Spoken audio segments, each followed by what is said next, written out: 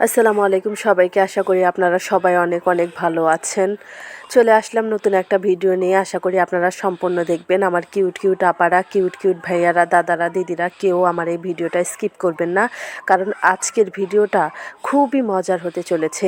তবে চলুন শুরু করি আজকে আমাদের ভিডিও।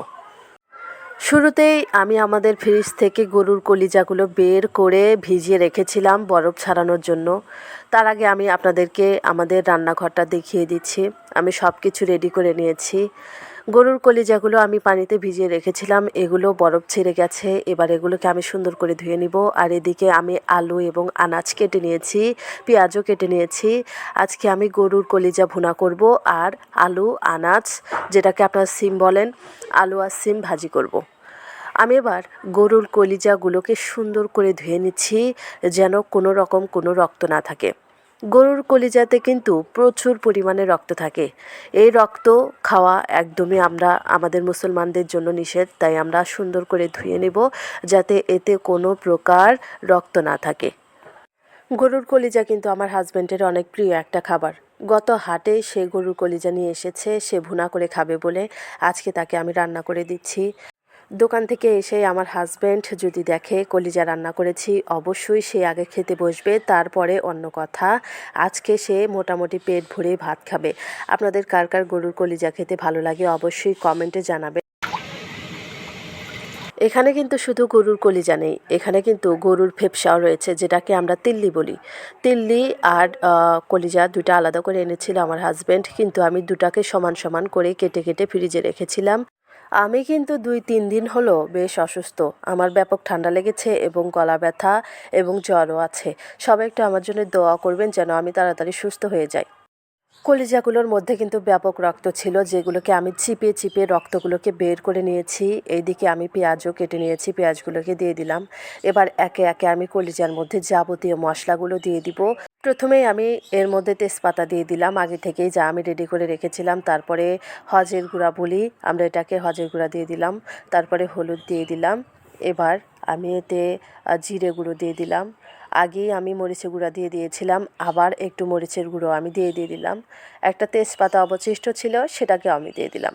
এবার হাত দিয়ে সুন্দর করে মাখিয়ে নিব, যেন একটা কলিজাও মশলাবিহীন না থাকে। সুন্দর করে আমি মাখিয়ে নিচ্ছি হাত দিয়ে।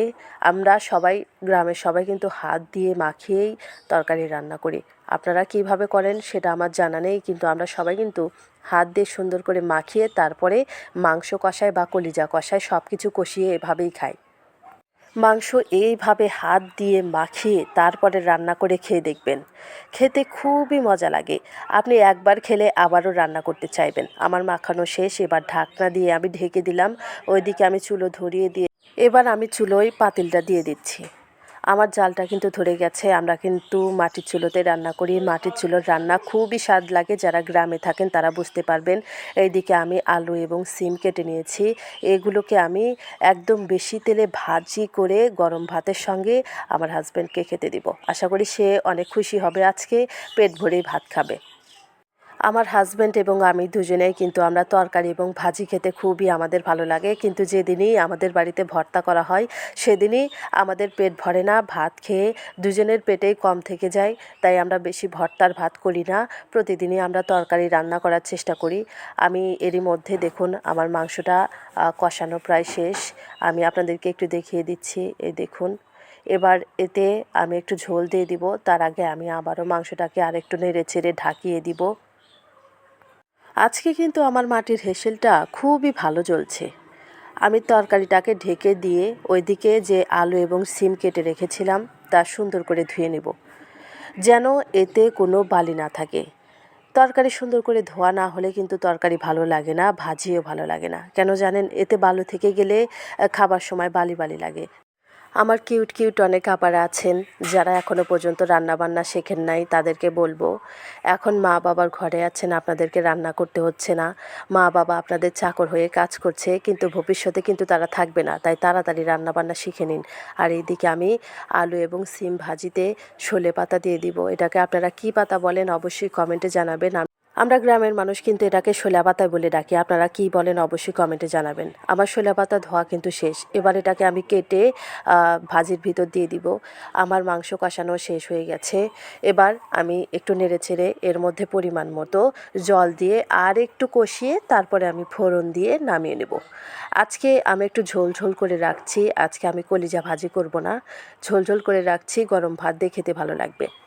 এইদিকে আমি যে আলু আর সিম কেটে রেখেছি সেটার মধ্যে একে একে লবণ, মরিচ, হলুদ, আদা বাটা, রসুন বাটা এবং সলে পাতা সব কিছু দিয়ে রেডি করে রাখছি, কারণ রাত হয়ে যাচ্ছে প্রায়। বসে থাকলে চলবে না, তাড়াতাড়ি রান্না করতে হবে, আবার আয়েশাকে খাওয়াইয়ে তারপর ঘুম পাড়াতে হবে। এদিকে আমি কলিজাটা হেসেল থেকে নামিয়ে নিয়েছি, আপনাদেরকে একটু দেখিয়ে দিচ্ছি কি সুন্দর হয়েছে।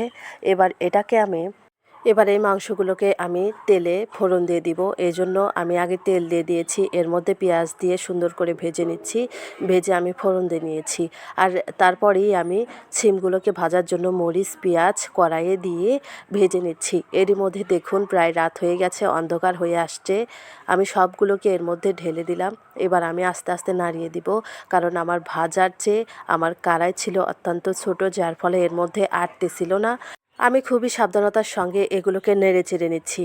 যদি ভিডিওটা আপনাদের কাছে ভালো লেগে থাকে অবশ্যই লাইক, কমেন্ট, শেয়ার এবং আমার এই ছোট্ট চ্যানেলটাকে সাবস্ক্রাইব করে দিবেন। এইদিকে দেখুন সন্ধ্যা হয়ে যাচ্ছে, প্রায় অনেকটা অন্ধকার হয়ে এসেছে। আমার ভাজিও প্রায় হয়ে গেছে, আবার একটু ঢেকে দিলাম। আর এদিকে একটু মাংসটাকে দেখিয়ে দিচ্ছি আপনাদেরকে। দেখুন, আপনারা যারা যারা খেতে চান অবশ্যই এখন কমেন্ট করুন, অবশ্যই আমি তাদের জন্য পাঠিয়ে দিব। এই দেখুন কি সুন্দর হয়েছে, খুবই লোভনীয় হয়েছে, খেতেও অনেক মজা ছিল। আমার হাজবেন্ড খেয়ে দিয়ে খুবই প্রশংসা করলো আমার। আপনারাও একটু আমার এই ভিডিওতে লাইক, কমেন্ট